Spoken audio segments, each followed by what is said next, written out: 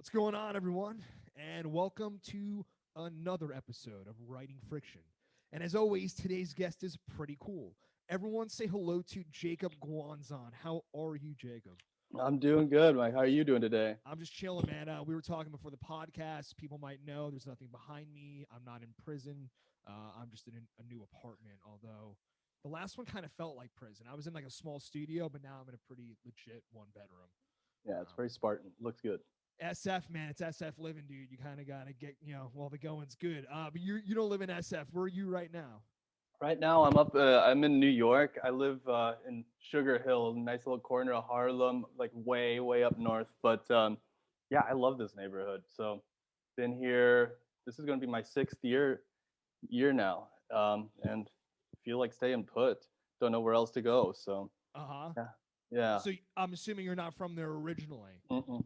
Where are you from Oh, originally? originally, I'm from Minnesota. I grew up in Minnesota, born in Long Island, but I tell everybody I'm from Minnesota, and yeah, we grew up between Minneapolis, South Minneapolis, the Powderhorn neighborhood, if anybody knows it, and then Eagan, just about a 10-minute drive down to the burbs where my dad was. So, you know, that joint custody life, Okay, yeah, and fair enough. I mean, I had parents who stuck it out till I was 14, and then they decided to hate each other and split up.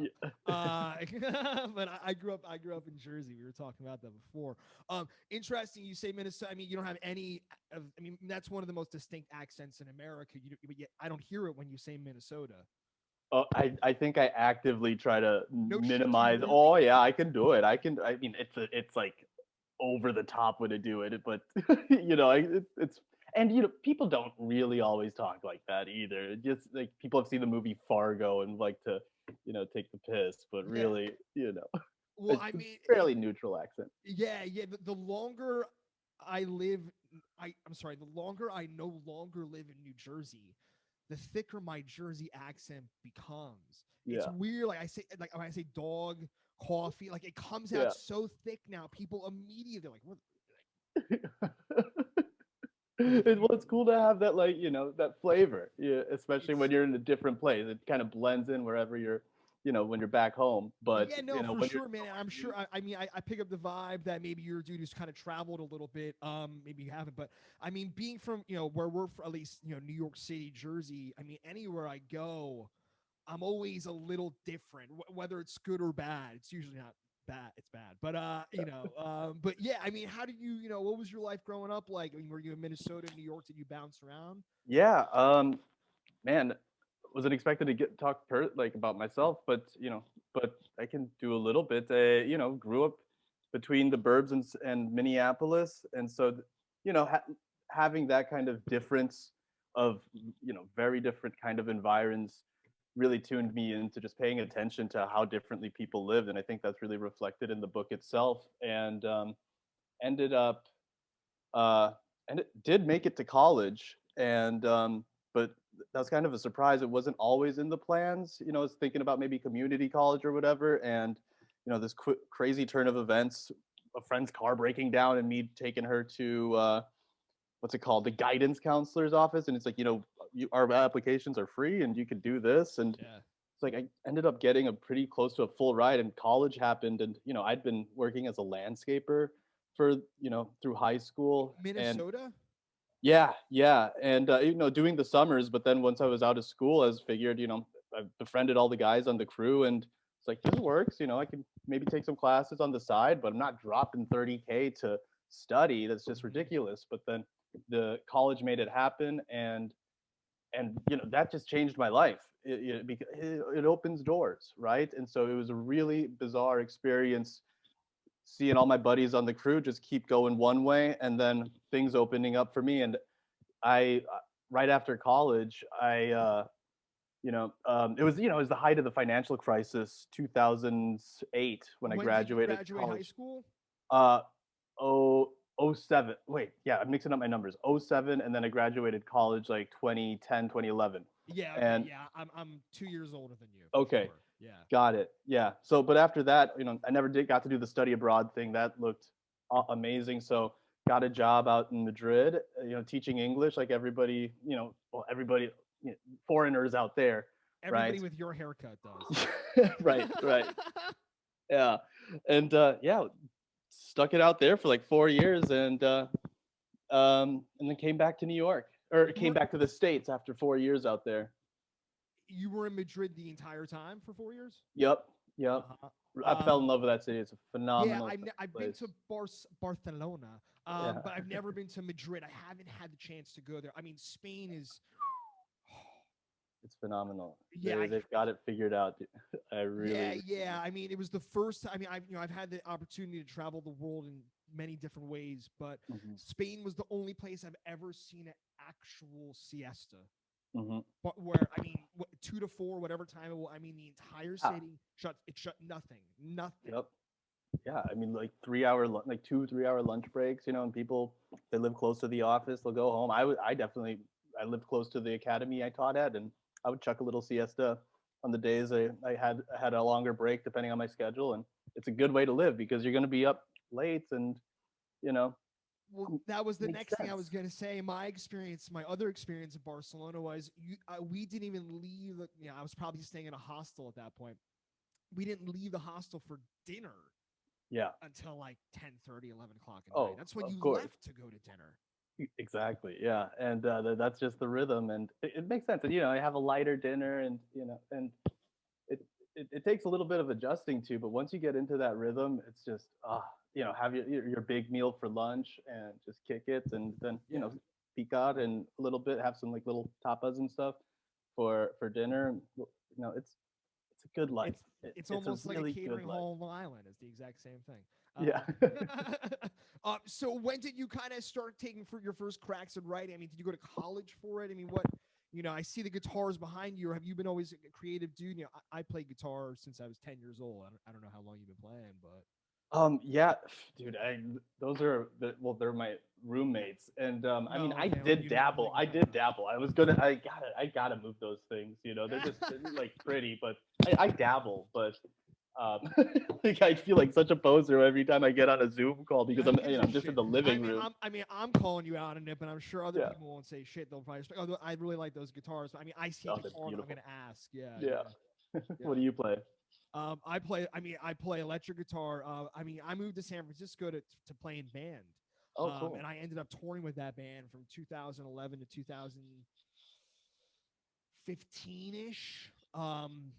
And around, well, to answer the question that I asked you to answer myself, that's when I started writing. When that band broke up and I stopped touring heavily, hmm I've been a huge reader my whole life. Yeah. And the way I approach music had always been, well, if someone else can do this, I can do it too. Okay. And having read books forever, and seeing how books work, that's hmm how I kind of, got into it.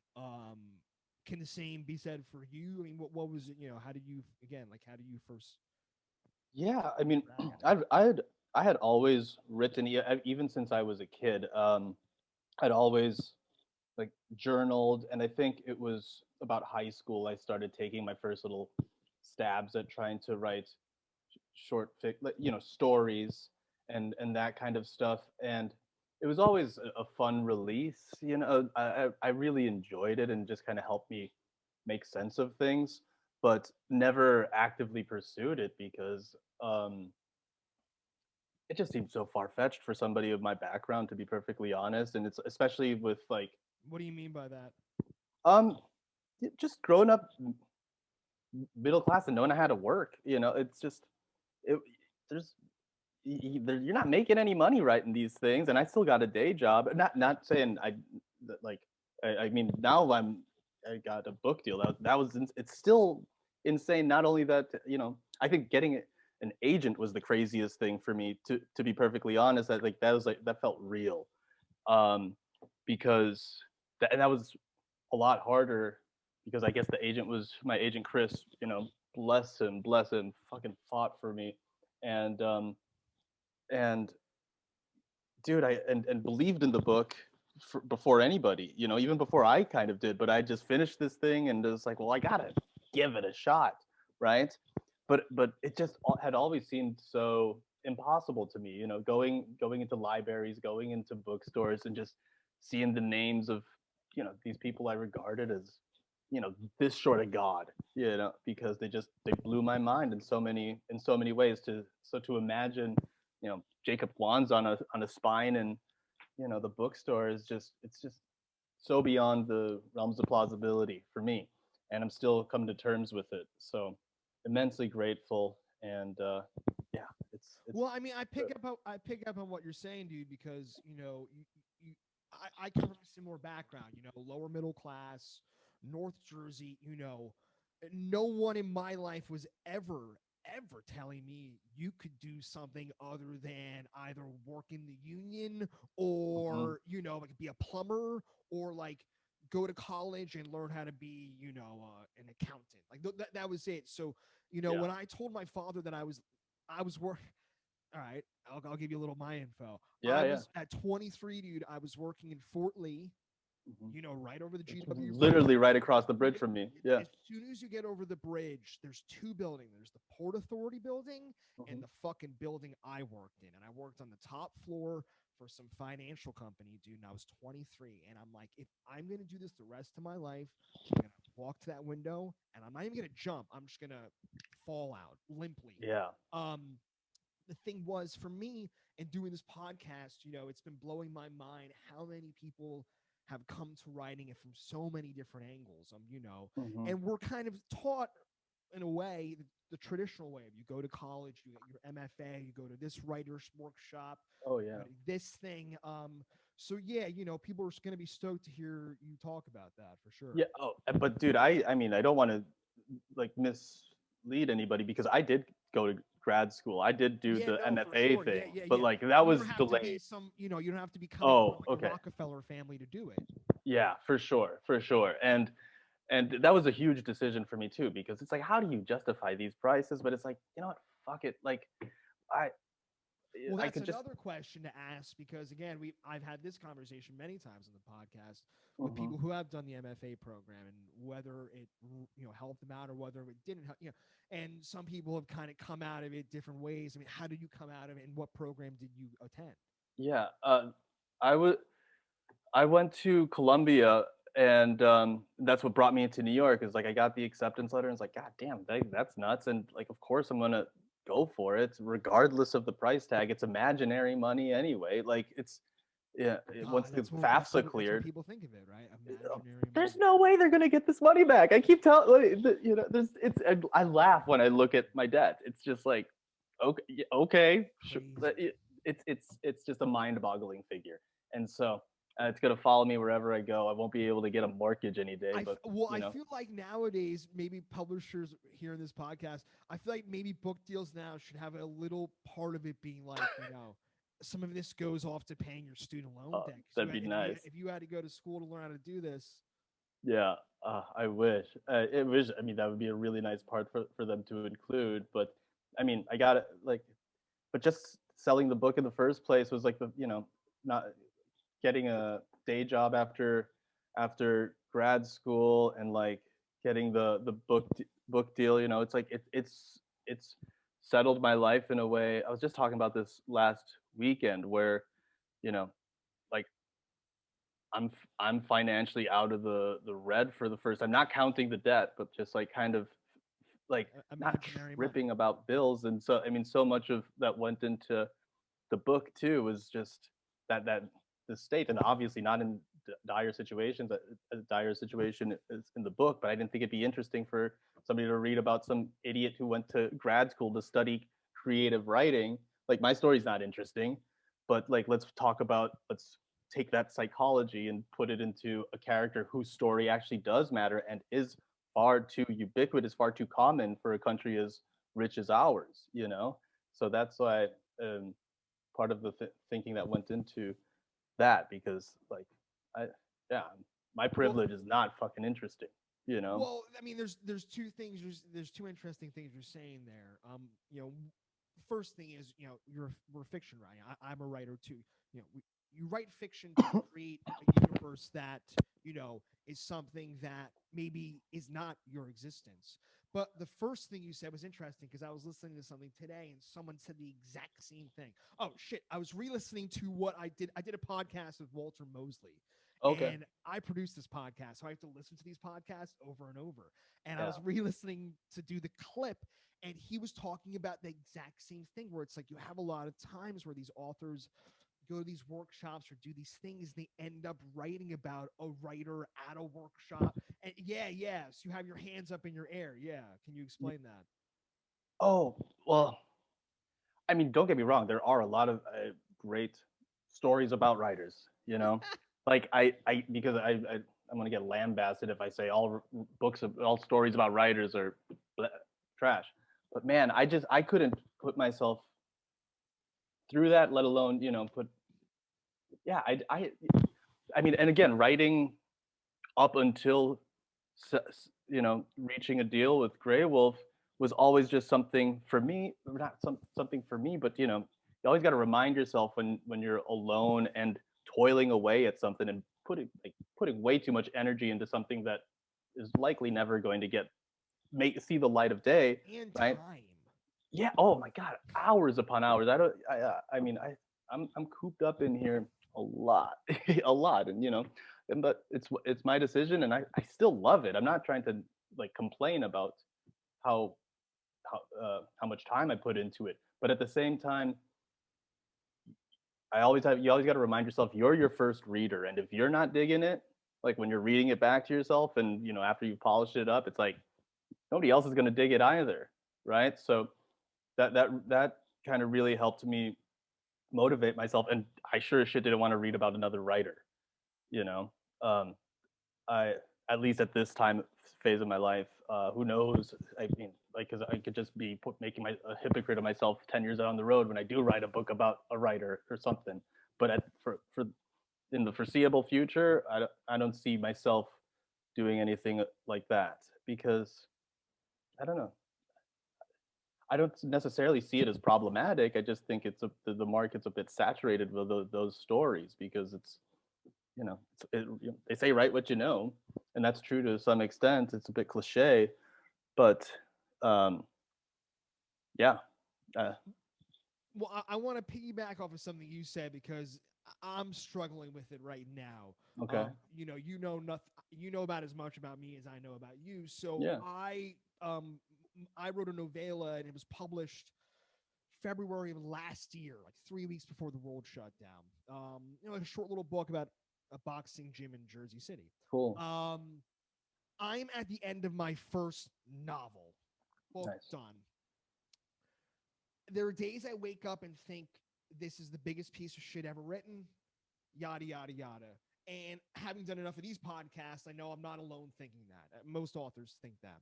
hmm Um, what you said though was interesting, and I'm trying to reinforce it with myself. Is you worded it differently, and I'll say how you said it. You said you're your first reader. yeah, If you're not digging it, no one else is gonna dig it. So on the days that I'm working on this, and again, if we're using percentages, I'm at 98% done before I send it to my editor and I start querying it. hmm At this point, when I'm reading it back, I'm telling myself, I write with a humorous tone and over the top funny humor in yeah, my writing. Um, I know I'm not Colson Whitehead, I'm not John Updike, but I can. But I'm writing in a way right now, and I'm reading it back, and I'm thinking to myself, if it doesn't make me laugh every time, or if I have to stop and think about, if I'm not just reading through it, something's wrong. And hmm until I can get to the point where I just read through it once and I don't even stop to think about it, then in my mind it's done. Um, hmm when did how did you get around that idea, or when did you reinforce that idea in yourself of you're your first reader, and when did you know when your first book was done? Ooh.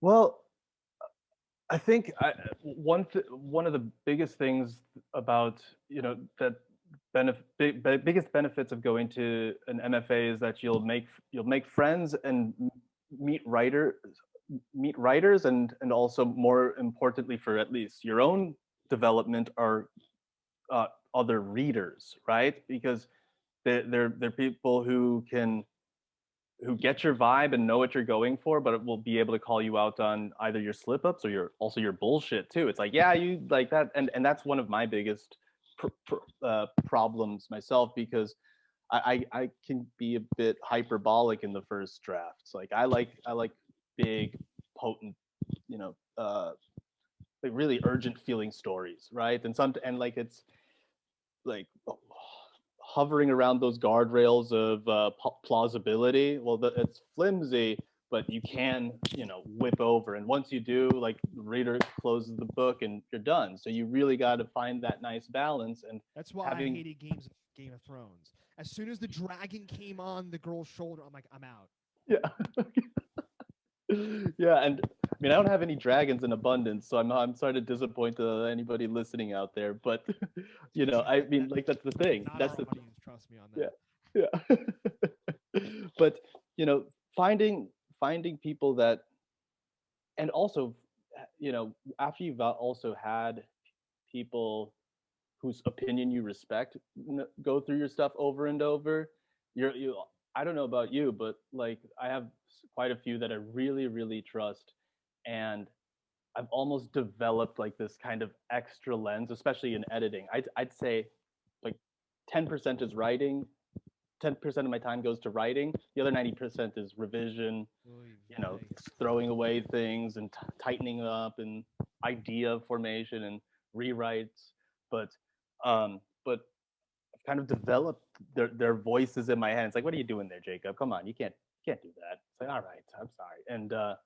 And so once I've kind of appeased those voices in my heads, and gotten some like quality feedback, then you hit that point where it's like, okay, I can't do anything else with it. Let's try shopping it to a broader audience, and hit up literary magazines, and there's all sorts of ways to get your stuff out there before you lock down so an agent who's like excited about your work, and even crazier, a publisher who's excited about the work and committed to it. Like Grey Wolf was, is they're incredible, and committed. Sorry, just going on a tangent about the publisher, but these guys are just so committed to like the quality of the art. Like that's and like seeing that, it was sure, it's a business decision in the long run, I guess, but I mean, like, first and foremost, to everybody there, um, like Steve and Fiona, were, let's this is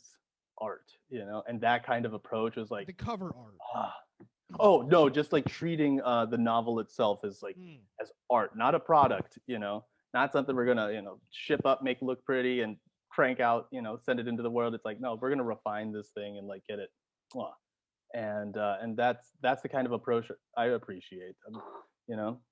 So yeah. Yeah, I mean, it sounded like it was a pretty smooth course, kind of getting it out there. How was it once it was in the publisher's hands? How was that feedback? I mean, was that a comfortable process for you? I mean, Oh yeah. was there a lot of revision in that end? We went through at least 3 or 4 drafts, just back and forth of, and there was really only one. The Walmart chapter, the Walmart scene at the very end was Steve, my editor, Steve Woodward, had a brilliant idea of like how to like split what was originally one like long ass chapter into two, and like pinpointed the place, like just the sweet spot of like how to like stagger these two, originally 2 chapters, into 4. And I think the pacing of them is just like, it was a stroke of genius on his part. And and um and yeah, like, and from there, that was like the only big edit, but also just like tightening up the language and like thinking really hard about certain images that were coming, that are, or like, excuse me, like recurring motifs. There's a lot of like these echoes. I'm a big sucker for those kind of Easter eggs in novels, where it's just like, oh my god, that little thing came up here, and then 100 pages later, that's nifty. And so, and he had a brilliant eye for that as well. And just really making sure those like recurring beats, like those echoes, really land when they reappear, right? And he had just a brilliant ear for that. And I'm always down for feedback, like, and I was so glad, at first, when the initial deal was struck. It was like, back in 2019, spring of 2019, and they said, "Oh, we'll slate it for March 2021." I was like, "Are you kidding me? The 2 years? I gotta wait for this?" Dude. And Yeah, yeah. Continue.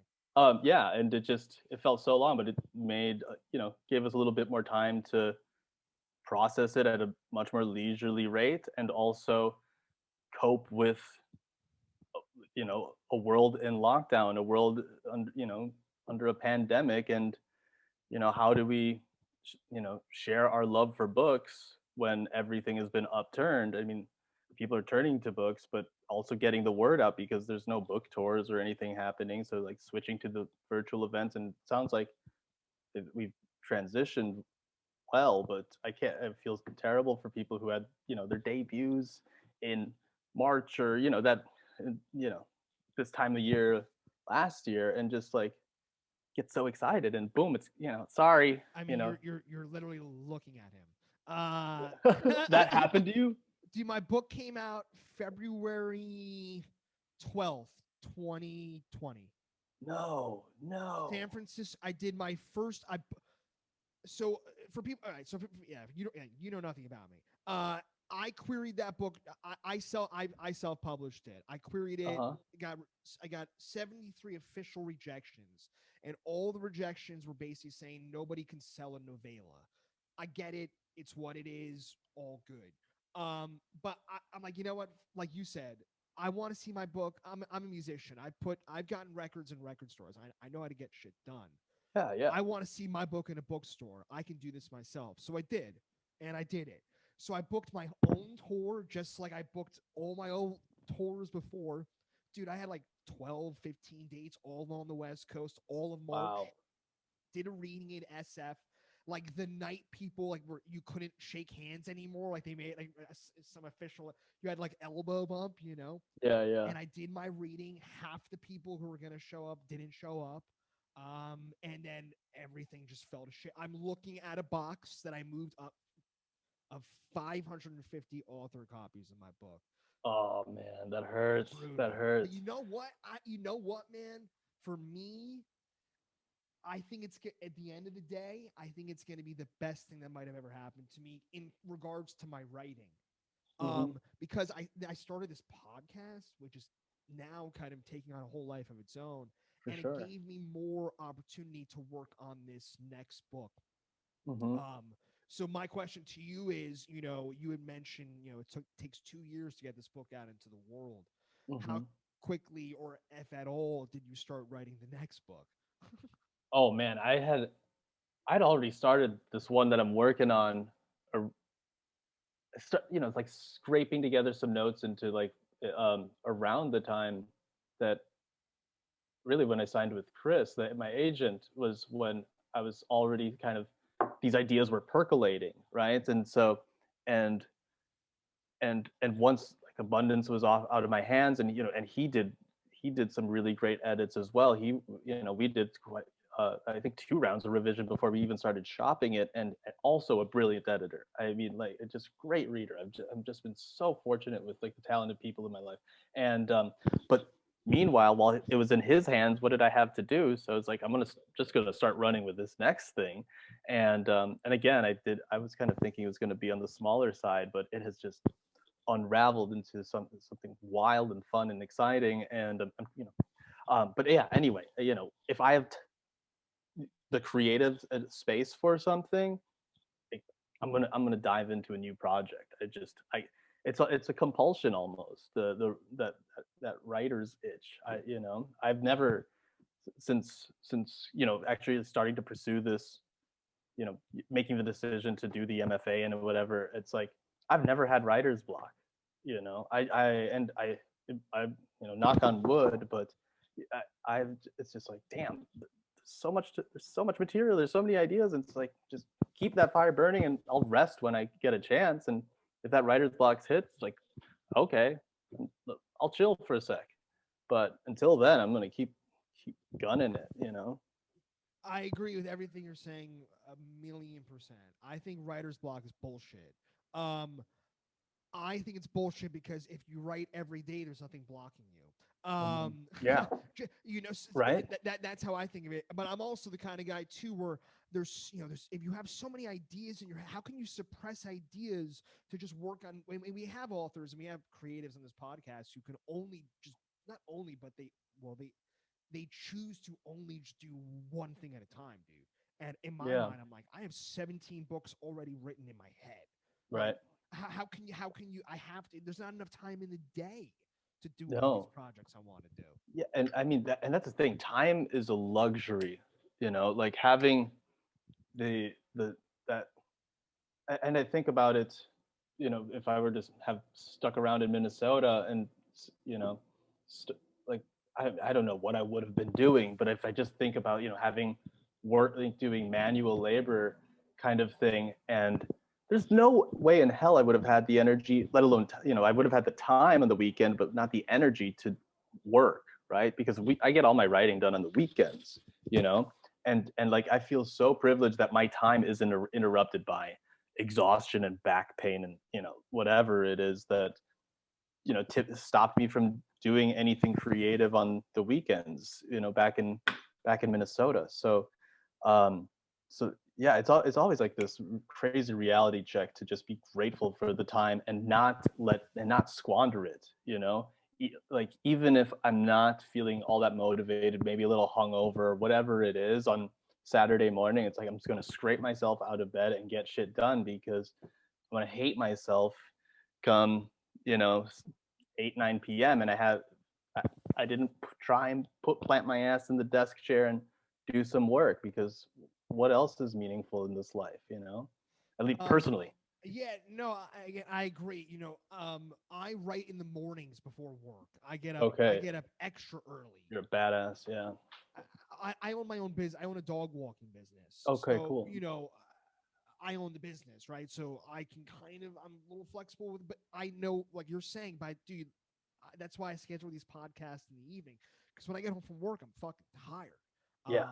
And it's hard for me to work. But if I can get up in the morning, this is what I do. I wake up, get call at 6:30 in the morning, get coffee, take a bong rip, and I write for like 2 hours. Hell And yeah. like that's my zone. I'm in. Mm-hmm. Don't fuck with me. No, don't look at me. Don't talk to me.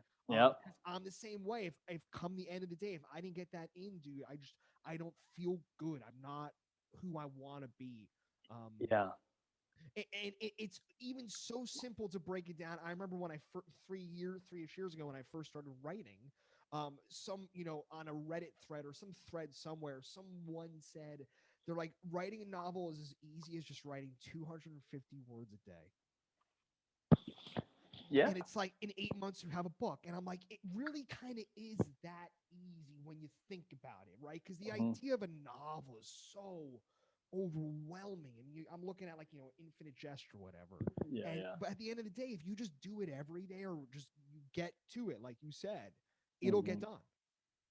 Yeah, it will. It really, it's a matter of how bad you want it, because I mean, yeah, at the same time, nobody is waiting with bated breath for me to put out a book.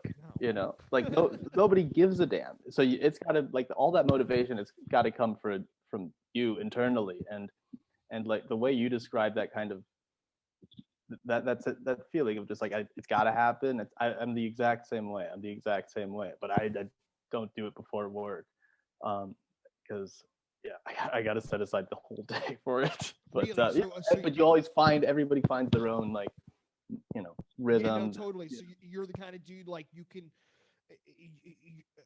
not like a frantic writer, but you'll just do these large bursts of like 6-7 hours at a time, like these chunks of time. Yeah. Just Saturdays and Sundays, I wake up early and just go until exhaustion, and like I'll be taking notes and maybe doing some editing after the day job in the afternoons, but um, I don't get any good writing done, and Yeah, half the yeah, time it's just like to keep ideas fresh, keep things moving, but then yeah. my notes will have piled up over the week, and just crack open the notebook, and I got my list, my kind of to-do list. It's like, got to write this scene, got to go back and fix this, and I take like a lot of lists for what I got to get done over a weekend. You know, like neurotically organized. Yeah, it sounds So like we're playing an accordion and you're squeezed in and I'm pulled out. yeah, but I mean, we all have our different way of going Well, about it, that's and what there's it is. no And, right way to do it. But it's the hardest part is figuring out what works best for you, yeah, you know. no, And so yeah, um, and I'm I'm just really really happy that I figured it out. Like this works for me. It'd be a hell of a lot nicer to not have to go. I work at an office and but not anymore, but like very corporate kind of gig, and so it'd be nice not to have to do that during the um, week. But yeah, at the same time, I'm still lucky as hell to like have figured out this particular rhythm for this time in my life, and I'm big in shit. Like it's just it yeah, really. yeah.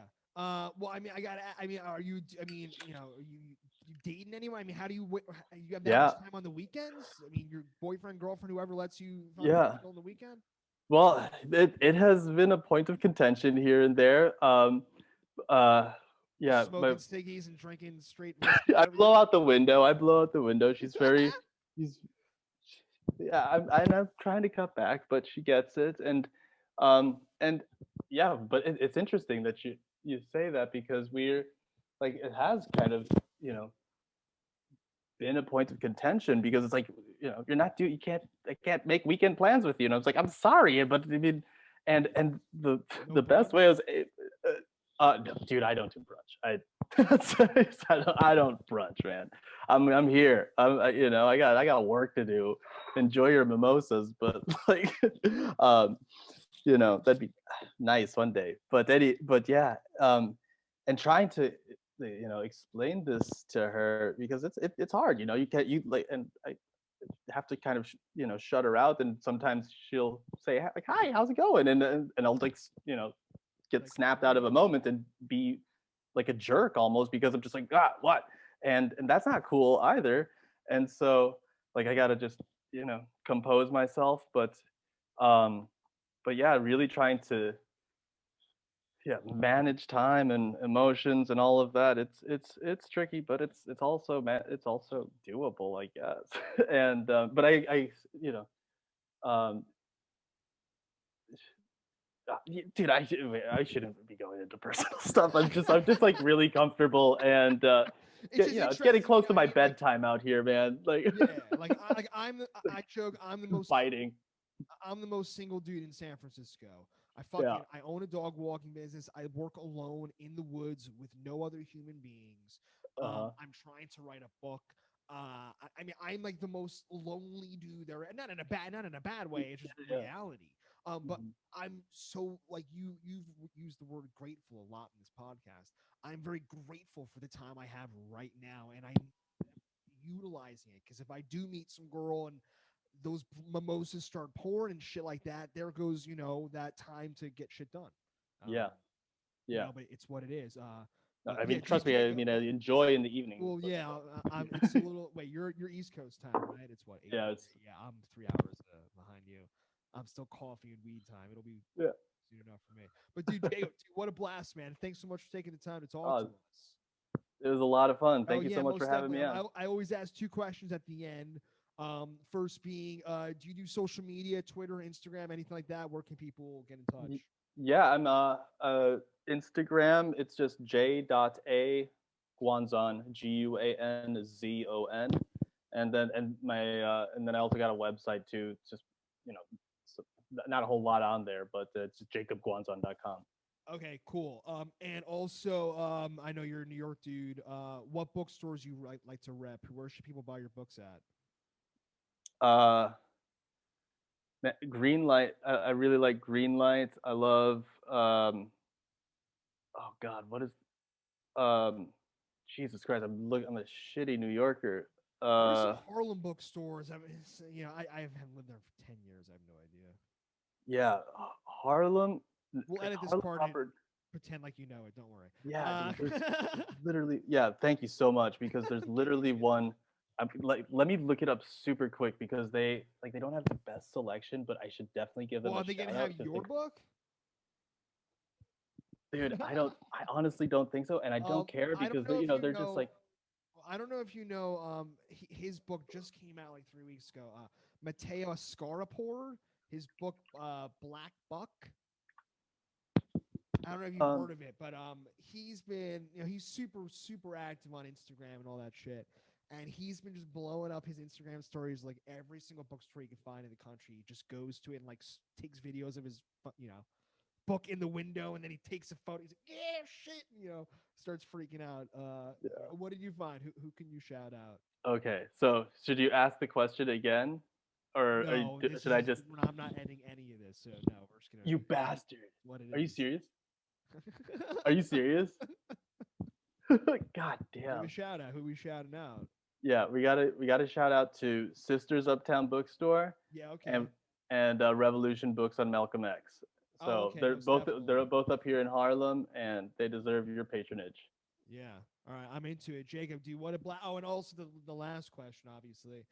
What's the name of your book? Abundance. Yeah. All right, Jacob, dude, love it, man. Enjoy the rest of your night, man. Likewise, thank you so much for having me on. It was a lot Most of fun. definitely. You ever come to San Francisco, I'll buy you a drink. Don't worry. All right, likewise. Or here in New York, whatever. Peace, Enjoy the man. night, dude. Later. Peace.